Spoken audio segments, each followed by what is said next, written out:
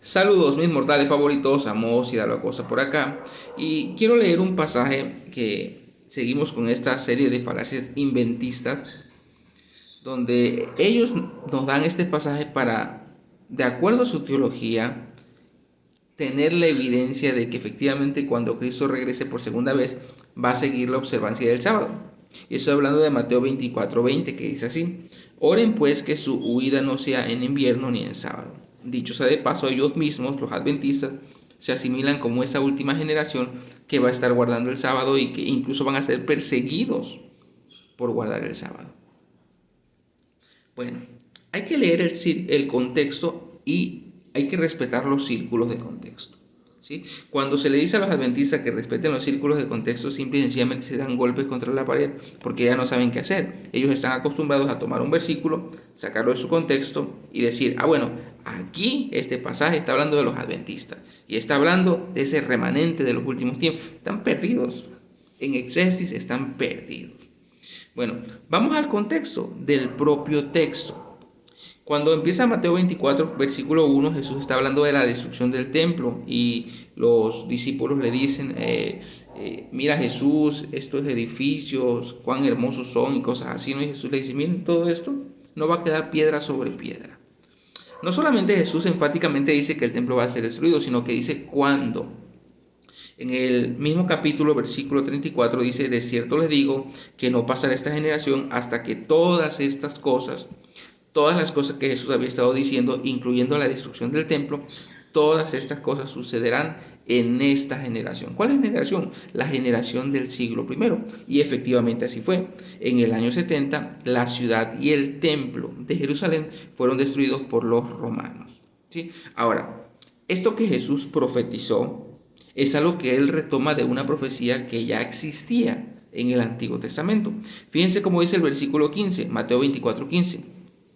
Por tanto, cuando vean establecida en el lugar santo, es decir, en el templo, la abominación desoladora de la cual habló el profeta Daniel, el que le entienda. Versículo 16. Entonces quiere decir que lo que va a decir a continuación está vinculado con lo que dijo anteriormente, con la profecía de Daniel. Entonces los que estén en Judea huyan a los montes. Aquí Jesús nos presenta nos presenta el contexto en el cual se habrá de cumplir esta profecía. Y está hablando de los que están en Jerusalén. Los que estén en Judea huyan, dice. ¿Pero por qué? Porque esta profecía no la podemos aplicar a nuestro tiempo, no la podemos aplicar a México, a Brasil, a Europa. ¿Por qué Jerusalén? ¿Por qué en Judea? ¿Por qué el primer siglo? Bueno, porque Jesús ya dijo. Jesús dijo que el templo iba a ser destruido y el templo que habría de ser destruido es el que estaba en pie en el siglo primero. Y Jesús ya nos dijo que eso sucedería en esa generación. Y también nos dice dónde, en Jerusalén, en Judea. Ahora, ¿por qué? Jesús nos dice, porque así lo dice Daniel. Vamos a Daniel capítulo 9, versículo 24. 70 semanas están determinadas sobre tu pueblo y sobre tu santa ciudad.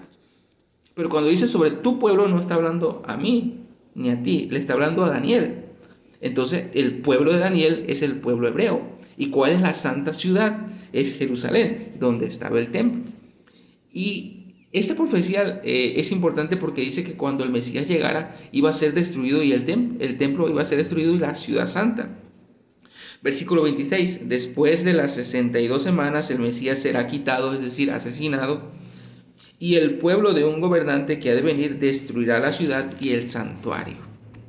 Es decir, que lo que Jesús está diciendo en Mateo 24 es lo que se había profetizado en Daniel capítulo 9, versículo 24 al 27, que cuando llegara el Mesías, el templo y la santa ciudad serían destruidos.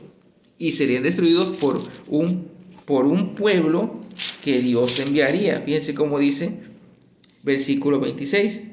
Y el pueblo de un gobernante que ha de venir destruirá la ciudad y el santuario, que en este caso fue el pueblo romano, ¿sí?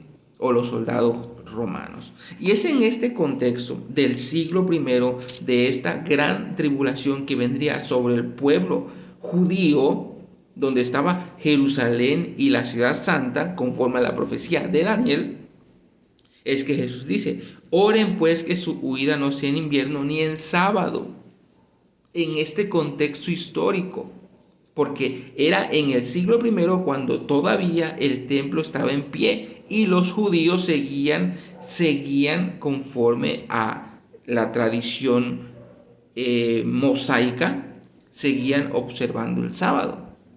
El templo seguía en pie. En este contexto,